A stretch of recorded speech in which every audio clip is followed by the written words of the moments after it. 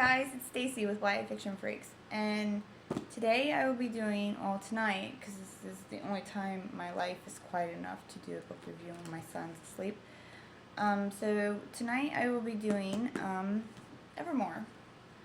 I really liked this book. I really enjoyed it. It's a series which I love, and the cover, I really love the contrast of the purple with the pink, and these tulips. They're actually a different texture than the rest of the book, so they kind of have a tulipy feel to them, which is cool because tulips play a really important part in not just this book in the series, but all of them. So I think it's really cool that they made it a statement with them right here. This book is by Alyson Noel. Sorry. I'm going to go ahead and read the back of it for you guys. After a horrible accident claims the lives of her family, 16-year-old Ever Bloom can see people's auras, hear their thoughts, and know someone's entire life story by touching them. Going out of her way to avoid human contact and suppress her abilities, she's been branded a freak at her new high school. But everything changes when she meets Damien. I love that name, Damien. Damien is gorgeous, exotic, and wealthy. He's the only one who can silence the noise and random energy in her head. Wielding a magic so intense it's as though he can peer straight into her soul. Oh, sweet. As Ever is drawn deeper into his enticing world of secrets and mystery, she is left with more questions than answers, and she has no idea who he really is or what he really is. The only thing she knows to be true is that she is falling deeply and helplessly in love with him. Okay, this book, I would say it is a 4 because there is something that drives you to want to know the ending of it, and that's what makes you want to finish it, is because you want to know the secret of what's going on, who these people really are, and you don't really get to know until the end of the book. So that makes you want to read it. I read this book in 2 days.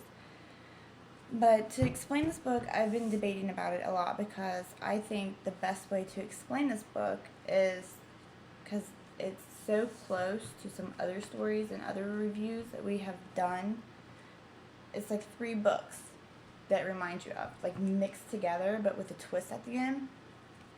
And I debated a lot whether I should tell you guys these books or not, but I figured you guys are smart people, and if I told you the 3 stories that it reminds you of, then it would give too much away. So what I'm going to do is I'm just going to, if you've read the book already, you can leave in the comments what 3 books you think it is, if you've been reading the same books we've been reviewing. And if not, you guys can, if you want to know what 3 books they are, you can leave me a comment and ask me what it is, because I really don't want to give away too much of the story. I hate spoilers, and I think that telling you these 3 books would be borderline spoiling the book for you, and I don't want to do that. So this is a really good book. I really liked it. Like I said, I think I said already that it is a 4. It's not like these 3 books, it takes the best parts of the books. It just takes some elements of it and mixes it up, and it's awesome. I also have the other 3 books in the series, if you guys, because I love series are my favorite, and I figured you guys might want to see the covers of the other 2, just in case you were thinking about, if you're wanting to shop around for series and you're thinking about getting this one. This is the second one. It's called Blue Moon. It's also got a shiny, this globe right here is shiny, and it plays a part in the book.